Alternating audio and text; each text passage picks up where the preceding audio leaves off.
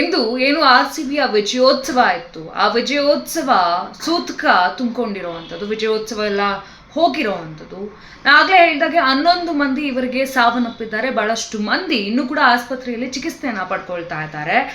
ಆದರೆ ಇಲ್ಲಿ ಯಾರು ತಪ್ಪು, ಯಾರು ಹೊಣೆ ಆಗ್ತಾರೆ ಈ ಸಾವಿಗೆಲ್ಲ? ಹಾಗಾದ್ರೆ ಎಲ್ಲಿ ಮಿಸ್ಟೇಕ್ಸ್ ಆಯಿತು? ನೀವು ನೋಡ್ತಾ ಇದ್ದೀರಾ ಕರ್ನಾಟಕ ಟಿವಿ, ನಾನು ರಂಜಿತಾ ರೇವಣ್ಣ. ಇಂದು ಏನು ಬೆಂಗಳೂರಿನಲ್ಲಿ ಈ ಒಂದು ದುರ್ಘಟನೆ, ದುರ್ಮರಣ ನಡೆದಿದೆ, ಅದೆಲ್ರಿಗೂ ಕೂಡ ತಿಳಿದಿರುವಂಥ ವಿಚಾರ. ಒಂದು ರೀತಿಯಾಗಿ ಇಡೀ ಕರ್ನಾಟಕವೇ ಒಂದು ರೀತಿಯಾಗಿ ಸೂತಕ ಮನೆ ಮಾಡ್ಕೊಂಡಿರುವಂಥದ್ದು. ಯಾಕಂತ ಹೇಳಿದ್ರೆ 11 ಜನ ಇವತ್ತು ವಿಜಯೋತ್ಸವಕ್ಕೆ ಬಂದಂಥ ಅಭಿಮಾನಿಗಳು ಸಾವನ್ನಪ್ಪಿದ್ದಾರೆ. ಹತ್ತತ್ರ ಒಂದು 20 ಜನ ICU ಅಲ್ಲಿ ಇದ್ದಾರೆ. ಕುಟುಂಬಸ್ಥರ ಆಕ್ರಂದನ ಮನೆ ಮುಟ್ಟಿರುವಂಥದ್ದು. ಇದೇ ರೀತಿಯಾಗಿ ಮುಂಬೈ ಇಂಡಿಯನ್ಸ್ ಕಪ್ ಗೆದ್ದಾಗ ಅಲ್ಲೂ ಕೂಡ ಪರೇಡ್ ಮಾಡ್ತಾರೆ. ಇಲ್ಲಿ ಪರೇಡ್ ಕೂಡ ಕ್ಯಾನ್ಸಲ್ ಮಾಡಿದ್ರು, ಕ್ರೌಡ್ನ ಮೇಂಟೈನ್ ಮಾಡ್ಲಿಕ್ಕೆ ಆಗೋದಿಲ್ಲ ಅಂತ. ಅಲ್ಲೂ ಕೂಡ ಒಂದು ಪರೇಡ್ ನಡೆಯುತ್ತೆ. ಆದರೆ ಏನು ಇಲ್ಲಿ ಕ್ರೌಡ್ ಇದ್ರು ಅದ್ರ 5ರಷ್ಟು ಕ್ರೌಡು ಮುಂಬೈಯಲ್ಲಿ ಇರುತ್ತೆ. ಆದರೆ ಒಂದು ದುರ್ಘಟನೆ ಕೂಡ ನಡೆದಿಲ್ಲ, ಒಬ್ಬರು ಕೂಡ ಸಾವನ್ನಪ್ಪಿಲ್ಲ. ಆದರೆ ಇಲ್ಲಿ ಇಷ್ಟು ಕ್ರೌಡಲ್ಲೇ 11 ಜನ ಸಾವನ್ನಪ್ಪಿದ್ದಾರೆ ಅಂದರೆ ಇದಕ್ಕೆ ಯಾರು ಹೊಣೆಯನ್ನು ಭರಿಸ್ತಾರೆ? ಸರ್ಕಾರ ಎಡವುತ್ತಾ ಎಲ್ಲೋ ಒಂದು ಕಡೆ ಭದ್ರತೆಯನ್ನು ಕೊಡೋದ್ರಲ್ಲಿ, ಅಥವಾ ಯುವಕರ ಮನಸ್ಸನ್ನು ಹೋಲಿಸೋದಕ್ಕೆ, ಅಥವಾ ತಮ್ಮ ಸರ್ಕಾರದ ಬೇಳೆಯನ್ನು ಬೇಯಿಸ್ಕೊಳ್ಳೋದಕ್ಕೆ ಅರ್ಜೆಂಟಾಗಿ ಕಾರ್ಯಕ್ರಮವನ್ನು ಆಯೋಜನೆಯನ್ನ ಮಾಡಿದ್ರ, ಅಥವಾ ಪೊಲೀಸ್ ಇಲಾಖೆ ಎಲ್ಲೋ ಒಂದು ಕಡೆ ರಕ್ಷಣೆ ಕೊಡುವುದರಲ್ಲಿ ಎಡುವುದ್ರ? ಯಾರ್ದು ತಪ್ಪಾಗಿರೋದು ಹಾಗಾದ್ರೆ? ಈ ರೀತಿಯಾಗಿ ಒಂದು ಸ್ಥಿತಿ ನಿರ್ಮಾಣ ಆಗಿರುವಂಥದ್ದು. ಎಲ್ಲೋ ಒಂದು ಕಡೆ ಸರ್ಕಾರವೇ ಎಡವಿದ್ಯಾ ಅನ್ನೋ ಒಂದು ಮಾತುಗಳು ಬಹಳಷ್ಟು ಕೇಳಿ ಬರ್ತಾ ಇದೆ. ಇನ್ನು ಈ ಬಗ್ಗೆ ಟ್ವೀಟ್ನಲ್ಲಂತೂ ಬಹಳಷ್ಟು ಟ್ರೆಂಡಿಂಗ್ ಆಗ್ತಾ ಇರುವಂಥದ್ದು. ಎಲ್ಲರೂ ಕೂಡ ಟ್ವೀಟನ್ನು ಮಾಡ್ತಾ ಇದ್ದಾರೆ. ಇನ್ನು ಚಿನ್ನಸ್ವಾಮಿ ಹ್ಯಾಶ್ಟ್ಯಾಗನ್ನು ಬಳಸ್ಕೊಂಡು. ಮುಂಬೈ ಇಂಡಿಯನ್ಸಲ್ಲಿ ಇದಕ್ಕಿಂತ 5 ಪಟ್ಟು ಕ್ರೌಡ್ ಇದ್ರೂ ಕೂಡ ಒಂದು ಸಾವು ಸಂಭವಿಸಿಲ್ಲ. ಇಲ್ಲಿ ಹೇಗೆ ಆಯಿತು? ಹಾಗಾದರೆ ಇದಕ್ಕೆ ಸರ್ಕಾರ ಹೊಣೆಯನ್ನು ಭರಿಸಬೇಕಾಗತ್ತೆ. ಸರ್ಕಾರದ ವೈಫಲ್ಯ ಇಲ್ಲಿ ಎದ್ದು ಕಾಣ್ತಾ ಇರೋದು. ಇನ್ನು ಕಾಂಗ್ರೆಸ್ ಸರ್ಕಾರವನ್ನ ತರಾಟೆಗೆ ತೆಗೆದುಕೊಳ್ತಾ ಇದ್ದಾರೆ ಸಾರ್ವಜನಿಕರು. ಎಲ್ಲೊಂದು ಕಡೆ ಸರ್ಕಾರ ಮನವೊಲಿಸ್ಲಿಕ್ಕೋ ಅಥವಾ ಟ್ರೆಂಡಿಂಗ್ ಆಗ್ಲಿಕ್ಕೋ ಈ ರೀತಿಯಾಗಿ ಅರ್ಜೆಂಟಲ್ಲಿ ಕಾರ್ಯಕ್ರಮವನ್ನ ಮಾಡಿದ್ರು. ಯಾವುದೇ ಸರಿಯಾದ ಭದ್ರತೆ ಇಲ್ಲ. ಈ ರೀತಿ ಪರಿಸ್ಥಿತಿಯಾಗಿ ಇವತ್ತು ಪ್ರಾಣ ಕಳ್ಕೊಂಡಿದ್ದಾರೆ. ತಮ್ಮ ಕುಟುಂಬಸ್ಥರಂತೂ ಪಾಪ ನೋಡ್ಲಿಕ್ಕೆ ಆಗ್ತಿಲ್ಲ, ಆಕ್ರಂದನ ಮನೆ ಮುಟ್ತಾ ಇದೆ. ಏನ್ ಮಾಡ್ತಾ ಇದೆ ಕಾಂಗ್ರೆಸ್ ಸರ್ಕಾರ? ಹಾಗಾದ್ರೆ ಬೇಕಿತ್ತ ಈ ರೀತಿಯಾಗಿ ನೀವು ಸೆಲೆಬ್ರೇಷನ್ ಮಾಡಿಸುವಂಥದ್ದು? ಎಷ್ಟು ಸಾವು ನೋವುಗಳಾಗುತ್ತೆ ಅಂತ ಹೇಳಿದ್ರೆ ಯಾರಿಗೆ ಬೇಕಿತ್ತು ಈ ಸನ್ಮಾನಗಳು, ಈ ಕಾರ್ಯಕ್ರಮಗಳು? ಮುಂಬೈ ಗೆದ್ದಾಗ ಅಲ್ಲಿ ಆಗದೆ ಇರುವಂತ ಒಂದು ಘಟನೆ ಇಲ್ಲಿ ಆಗಿದೆ ಅಂತ ಹೇಳಿದ್ರೆ ಇದಕ್ಕೆ ನೀವೇ ಹೊಣೆ ಆಗ್ತೀರಾ? ನೇರ ಹೊಣೆಯನ್ನ ಭರಿಸ್ತೀರಾ?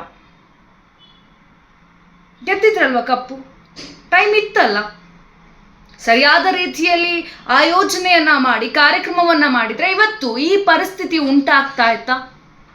ಸಂಭ್ರಮದಲ್ಲಿ ಸೂತಕವನ್ನ ನೋಡೋ ಪರಿಸ್ಥಿತಿ ಉಂಟಾಗ್ತಾ ಇತ್ತಾ? ಅಥವಾ ನಮ್ಮ ಪೊಲೀಸ್ ಇಲಾಖೆ ಎಲ್ಲೋ ಒಂದು ಕಡೆ ಎಡವುತ್ತಾ ಕರೆಕ್ಟಾಗಿ ಮೇಂಟೈನ್ ಅನ್ನ ಮಾಡದೆ ಕ್ರೌಡನ್ನ? ನಿಜಕ್ಕೂ ಬಹಳಷ್ಟು ಬೇಸರವಾಗ್ತಾ ಇದೆ. ಏನು ಭಾರತದ ಎಲ್ಲೆಡೆ ಈ ಬಗ್ಗೆ ಬಹಳಷ್ಟು ಚರ್ಚೆ ಆಗ್ತಾ ಇದೆ. ಟ್ವಿಟರ್ ಆಗಿರ್ಬೋದು, ಇನ್ಸ್ಟಾಗ್ರಾಮ್ ಆಗಿರ್ಬೋದು, ಫೇಸ್ಬುಕ್ ಆಗಿರ್ಬೋದು, ಎಲ್ಲ ಕಡೆ ಕೂಡ ಈ ಬಗ್ಗೆ ಚರ್ಚೆಯನ್ನ ಮಾಡ್ತಾ ಇದ್ದಾರೆ, ಟ್ವೀಟನ್ನು ಮಾಡ್ತಾ ಇದ್ದಾರೆ. ನೀವು ಕಾಂಗ್ರೆಸ್ ಸರ್ಕಾರದವರು, ನಿಮ್ಮ ವೈಫಲ್ಯ ಎದ್ದು ಕಾಣಿಸ್ತಾ ಇದೆ. ನೀವು ಸರಿಯಾಗಿ ನಿರ್ವಹಣೆಯನ್ನು ಮಾಡಿದರೆ ಇಷ್ಟು ಕ್ರೌಡ್ನೇ ನಿಮ್ಮ ಕೈಲಿ ಮಾಡಲಿಕ್ಕೆ ಆಗಲ್ಲ ಅಂತ ಹೇಳಿದ್ರೆ ನೆಕ್ಸ್ಟ್ ಮುಂದೆ ಬರುವಂಥ ಕಾರ್ಯಕ್ರಮನೋ ಅಥವಾ ಮತ್ಯಾವುದೋ ರೀತಿಯಲ್ಲಿ ಹೇಗೆ ಮಾಡ್ತೀರಾ ನೀವು? ಯಾರು ಹೊಣೆ ಭರಿಸ್ತಾರೆ ಈಗ ಇದಕ್ಕೆಲ್ಲ? ಇನ್ನು ನಾನಾಗಲೇ ಹೇಳ್ದಾಗೆ ಏನು ಚಿನ್ನಸ್ವಾಮಿ ಹ್ಯಾಶ್ಟ್ಯಾಗನ್ನು ಬಳಸ್ಕೊಂಡು ಭಾಳಷ್ಟು ಮಂದಿ ಪ್ರಶ್ನೆಯನ್ನು ಮಾಡ್ತಾ ಇದ್ದಾರೆ, ಪ್ರಶ್ನೆಯನ್ನು ಮುಂದಿಡ್ತಾ ಇದ್ದಾರೆ. ಏನು ಮಾಡ್ತಾ ಇದ್ದೀರಾ ನೀವು ಸರ್ಕಾರದವರು? ಏನಾದರೂ ಅಡ್ವಾಂಟೇಜ್ ತಗೊಳ್ಳೋಕೆ ಹೋಗಿ ಈ ರೀತಿಯಾಗಿ ಮಾಡಿದ್ರಾ? ಈಗ ಆ ಜೀವಗಳು ಮತ್ತೆ ವಾಪಸ್ ಬರುತ್ತಾ? ನಿಮ್ಮ ಸಾಂತ್ವನಗಳ ಏನು ಎಕ್ಸ್ ಖಾತೆಯಲ್ಲಿ ಇವಾಗ ಒಬ್ಬರಾದ ಮೇಲೆ ಒಬ್ರು ಹಾಕೊಂತಾ ಇದ್ದೀರಲ್ಲ, ಭಾಳಷ್ಟು ಬೇಸರ ತಂದಿದೆ. ನಿಮ್ಮ ಈ ಮಾತುಗಳು ಆ ಜೀವಗಳನ್ನ ವಾಪಸ್ ತರುತ್ತಾ? ಸರಿಯಾಗಿ ಯೋಜನೆ ಇಲ್ಲ. ಬೆಳಗ್ಗೆ ಒಂದು ಸುದ್ದಿಗೋಷ್ಠಿಯನ್ನು ಕೊಡ್ತಾರೆ, ಏನು ಸಂಜೆ 4 ಗಂಟೆಗೆ ಮೀಟಿಂಗ್ ಇರುತ್ತೆ, ಅಲ್ಲಿ ಒಂದು ಸನ್ಮಾನವನ್ನು ಮಾಡಲಾಗುತ್ತೆ ವಿಧಾನಸೌಧದ ಮುಂದೆ ಅಂತ. ಎಷ್ಟು ನಿಮಗೆ ಗೊತ್ತಿರುತ್ತೆ ಕ್ರೌಡ್ ಹೇಗಿದೆ, RCBಯ ಕ್ರೌಡ್ ಅನ್ನೋದನ್ನು ಕೂಡ. ಗೊತ್ತಿದ್ದು ಕೂಡ ಆ ಪರೇಡನ್ನು ಕ್ಯಾನ್ಸಲ್ ಮಾಡಾಗುತ್ತೆ. ಈ ರೀತಿಯ ಸಂದರ್ಭದಲ್ಲಿ ಹೇಗೆ ನೀವು ಹಾಗಾದರೆ ಒಂದು ನಿರ್ಧಾರವನ್ನು ಕೈಗೊಳ್ತೀರಾ? ಏಕಾಏಕಿಯಾಗಿ ವಿಧಾನಸೌಧದ ಮುಂದೆ ಒಂದು ಕಾರ್ಯಕ್ರಮವನ್ನು ಮಾಡ್ತೀರಾ? ಅಥವಾ ಕಾರ್ಯಕ್ರಮವನ್ನ ಮಾಡೋದು ತಪ್ಪಲ್ಲ, ಬಹಳಷ್ಟು ಹೆಮ್ಮೆ ಇದೆ ನೀವು ಸನ್ಮಾನವನ್ನ ಮಾಡಲಿಕ್ಕೆ ಆ ರೀತಿ ಕಾರ್ಯಕ್ರಮವನ್ನ ಮಾಡಿರುವಂಥದ್ದು. ಆದ್ರೆ ಭದ್ರತೆ ಎಲ್ಲಿ ಹೋಯ್ತು? ನೀವು ಭದ್ರತೆಯನ್ನ ಕೊಡ್ಲಿಕ್ಕಾಗಿಲ್ಲ ಅಂತ ಹೇಳಿದ್ರೆ ಯಾಕೆ ಸ್ವಾಮಿ ಮಾಡಬೇಕಿತ್ತು ಈ ಕಾರ್ಯಕ್ರಮಗಳನ್ನ? ಬಹಳಷ್ಟು ಬೇಸರವಾಗ್ತಾ ಇದೆ. ಇನ್ನು ಕಾಂಗ್ರೆಸ್ ಸರ್ಕಾರದ ವೈಫಲ್ಯ ಎದ್ದು ಕಾಣಿಸ್ತಾ ಇದೆ. ಪೊಲೀಸರು ಕೂಡ ಅವ್ರು ಪಾಪ ಎಷ್ಟು ಕ್ರೌಡನ್ನ ಮೇಂಟೈನ್ ಮಾಡ್ತಾರೆ ಗೊತ್ತಾಗ್ತಿಲ್ಲ ಕರೆಕ್ಟಾಗಿ ಯಾರ್ದು ವೈಫಲ್ಯ ಅಂತ. ಇಲ್ಲಿ ಯಾರ್ದು ವೈಫಲ್ಯ ಅಂತ ತೀರ್ಮಾನ ಮಾಡ್ಲಿಕ್ಕಿಂತ ಅವರ ಪರಿಸ್ಥಿತಿ ಏನಾಗಿದೆ, ಆ ಮನೆಗಳ ಪರಿಸ್ಥಿತಿ ತಂದ್ಕೊಡ್ತೀರಾ ನೀವು ಆ ಜೀವನ? ನಿಜಕ್ಕೂ ಬಹಳಷ್ಟು ಬೇಸರವನ್ನ ತಂದಿರುವಂಥದ್ದು. ನೆನ್ನೆಲ್ಲವೂ ಕೂಡ ಸಂಭ್ರಮಾಚರಣೆ ಆಯ್ತು, RCB ಕಪ್ ಗೆಲ್ತು, 18 ವರ್ಷದ ವನವಾಸಕ್ಕೆ ಮುಕ್ತಿ ಸಿಕ್ತು ಅಂತ. ಎಲ್ಲೋಯ್ತು ಆ ಖುಷಿ? ಆ ಖುಷಿ ಒಂದೇ ಕ್ಷಣದಲ್ಲಿ ಮಾಯವಾದಂತಿದೆ. ಸೂತಕದ ವಾತಾವರಣ ಇಡೀ ಬೆಂಗಳೂರಿನಲ್ಲಿ ತುಂಬಿಕೊಂಡಿದೆ. ಇಡೀ ಇಂಡಿಯಾದಲ್ಲಿ ಎಲ್ಲರೂ ಕೂಡ ಈ ಒಂದು ಘಟನೆಗೆ ದುಃಖವನ್ನ ಭರಿಸ್ತಾ ಇದ್ದಾರೆ. ಗೊತ್ತಾಗ್ತಿಲ್ಲ ಇಲ್ಲಿ ಯಾರ ವೈಫಲ್ಯ ಹೆಚ್ಚಾಗಿತ್ತು, ಯಾರು ಹೊಣೆ ಬರೆಸ್ತಾರೆ ಈ ಸಾವಿಗಳಿಗೆಲ್ಲ ಅಂತ. ಬೇಕಿತ್ತ ನಿಮಗೆ ಇದು ಈ ರೀತಿಯಾಗೆಲ್ಲ ಮಾಡುವಂಥದ್ದು? ಮಾಡಿದ್ರು ಕರೆಕ್ಟಾಗಾದ್ರೂ ಮಾಡ್ಬೇಕಲ್ವಾ? ಏಕಾಏಕಿ ಬೇಕಾಬಿಟ್ಟಿ ಮಾಡಿದ್ರೆ ಇದೇ ರೀತಿ ಸಂಘಟನೆ ಅಂದ್ರೆ ಒಂದು ಘಟನೆಗಳು ನಡೆಯುವಂಥದ್ದು. ಏನೋ ಗೊತ್ತಿಲ್ಲ. ಬಹಳಷ್ಟು ಮಂದಿ ಆಸ್ಪತ್ರೆಯಲ್ಲಿ ಇನ್ನೂ ಕೂಡ ಚಿಕಿತ್ಸೆಯನ್ನ ಪಡ್ಕೊಳ್ತಾ ಇದ್ದಾರೆ. ಅವರಾದ್ರೂ ಕೂಡ ಗುಣಮುಖರಾಗಿ ಮತ್ತೆ ಬರಲಿ ಅಂತ ಕೇಳ್ಕೊಬೋದು.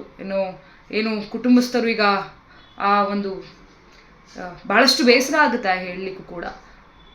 ಆ ಒಂದು ಏನು ಆ ಮನೆಯವರನ್ನ ಕಳ್ಕೊಂಡಿದ್ದಾರೆ ಅವರೆಲ್ಲರಿಗೂ ಕೂಡ ದೇವರು ಆ ದುಃಖವನ್ನ ಭರಿಸೋ ಶಕ್ತಿಯನ್ನ ಕೊಡ್ಲಿ ಅಂತ ಅಷ್ಟೇ ನಾವು ಕೇಳ್ಕೊಳ್ಳಿಕ್ಕಾಗತ್ತೆ. ಇಲ್ಲಿ ಮಾತ್ರ ಸರ್ಕಾರದ ವೈಫಲ್ಯ, ಇಲಾಖೆಯ ವೈಫಲ್ಯ ಎದ್ದು ಕಾಣಿಸ್ತಾ ಇದೆ. ನಾನು 86 kg ಇದ್ದವಳು 71 kg ಬಂದಿದ್ದೀನಿ. ವಯಸ್ಸಾದ್ಮೇಲೆ ಸ್ಮಾರ್ಟ್ ಆಗಿ ಕಾಣ್ತೀರಾ ಅಂದ್ರೆ ಜಿನ್ನಿ. 126 kg ವೇಟ್ ಇದ್ದು ನಾವು ಈಗ 114 kg ಲೆಕ್ಕ ಬಂದಿದ್ದೀವಿ. ಯಾವುದೇ ಸೈಡ್ ಎಫೆಕ್ಟ್ ಆಗಿಲ್ಲ. 84ರಿಂದ 50 kg ಬಂದೆ. ಆಮೇಲೆ ಸಣ್ಣಗೆ ಫಿಟ್ ಆಗಿದ್ದೀನಿ. ಅದಕ್ಕೆ ನಾನು ಯೂಸ್ ಮಾಡ್ತಾ ಇರೋದು ಜೀನಿ ಸ್ಲಿಮ್. ಬೆಂಗಳೂರಿನ ಬೆಸ್ಟ್ ನೀಟ್ ಕೋಚಿಂಗ್ ಅಕಾಡೆಮಿ ಅಂದ್ರೆ excellence NEET academy. NEET crash course and NEET long term coaching admission ಪ್ರಾರಂಭ. ಈ ಕೂಡಲೇ ಸಂಪರ್ಕಿಸಿ.